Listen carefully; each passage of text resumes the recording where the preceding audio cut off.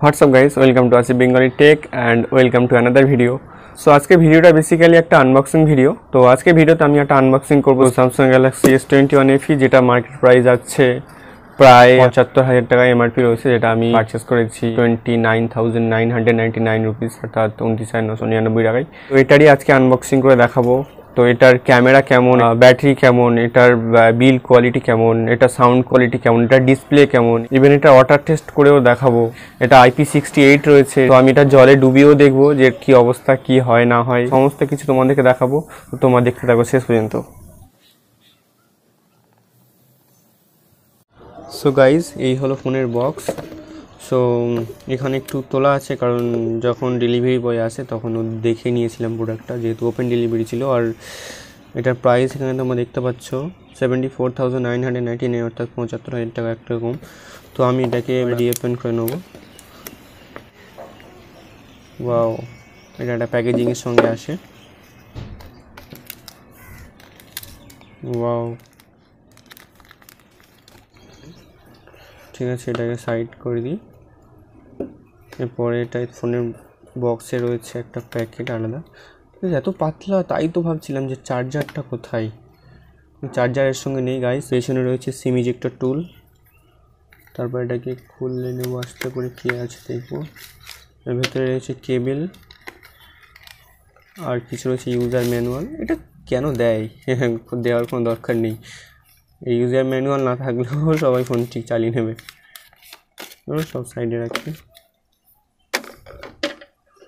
So এবার আমার ফোনটাকে এবার স্টার্ট করে দেবো। এই ফোনের বিল্ড কোয়ালিটি খুব ভালো।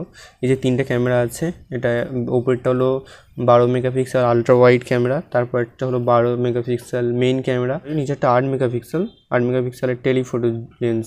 ডিজাইনটা অনেক ভালো করেছে, কিন্তু পেছনেরটা রয়েছে প্লাস্টিক। অনেক কম দামের ফোনের মধ্যে কিন্তু এটার গ্লাস ফিনিশ থাকে, কিন্তু এটা দিয়েছে প্লাস্টিক। সো এটা স্টার্ট হচ্ছে, আমরা একটু ওয়েট করে নেবো। আর সাইডে যেটা রয়েছে এটা অ্যালুমিনিয়াম। আর এখানে রয়েছে সিম ইজেক্টর, আর এটা সি টাইপ কেবল, স্পিকার, 120 হার্জ ডিসপ্লে। ডিসপ্লেটা অনেক সুন্দর, অনেক স্মুথ। সো আমরা ক্যামেরাটা টেস্ট করে নেব। ক্যামেরার কোয়ালিটি অসাধারণ কোয়ালিটি। আমি একটা পিকচার নেব, নিয়ে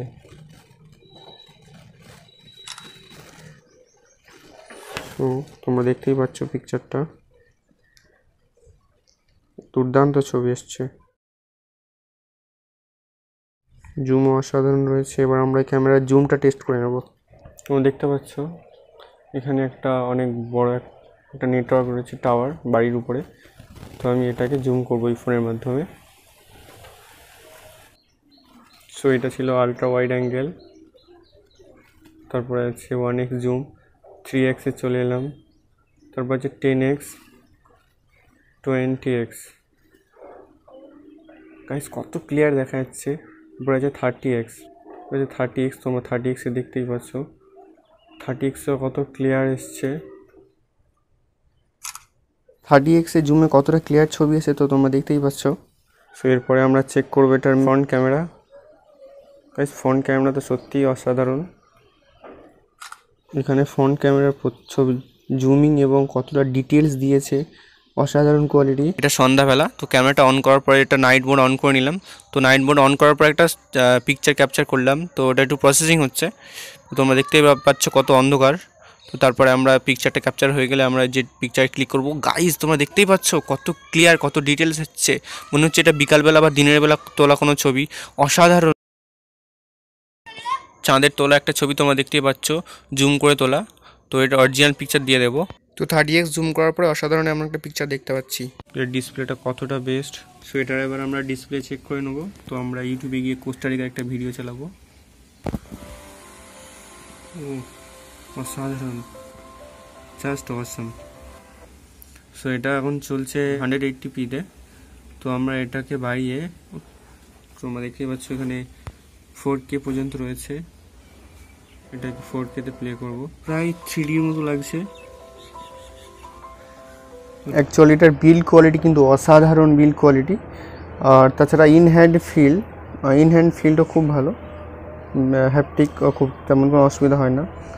আর এটার যে ইউআই আছে, ইউআইয়ের প্রত্যেকটা জিনিসের জন্য আলাদা আলাদা সেটিংস, ইউআইটা অসাধারণ, খুব ভালো ইউআই দিয়েছে স্যামসাং এখানে। আর টবের যে প্রসেসর আছে, প্রসেসরটা কিন্তু এক্সিনোসের প্রসেসর, যেহেতু এটা গেমিংয়ের ক্ষেত্রে ভালো হবে না, এটা নর্মালি ভালো হবে, নর্মালি সমস্ত কিছু প্রসেসিংয়ের খুব ভালো হবে, কিন্তু গেমিংয়ের জন্য কিন্তু একদম ভালো হবে না মোটামুটি। তবে যদি স্ন্যাপড্রাগনের প্রসেসর দিত তাহলে খুব ভালো হতো। ডিসপ্লের বেজেলটা কম হওয়ার কারণে দেখতে অনেক ভালো লাগছে, অনেক স্মুথ লাগছে। বিল্ড কোয়ালিটি তো খুবই অসাধারণ বিল্ড কোয়ালিটি করেছে, কিন্তু সাইডে অ্যালুমিনিয়াম, পেছনে ব্যাক প্লাস্টিক। আর এর একটা মেন যে প্রবলেম যেটা বুঝতে পারছি সেটা হলো এটার একটু ওভার হিটিং হচ্ছে আর ব্যাটারিটা ড্রেন হচ্ছে তাড়াতাড়ি। ওকে, ক্যামেরা টেস্ট তো তোমাদেরকে দেখাবো, ক্যামেরার যে কিছু অসাধারণ কিছু কিছু ছবি নেওয়া হয়েছে সেই সব ছবিগুলো তোমাদেরকে দেখাবো।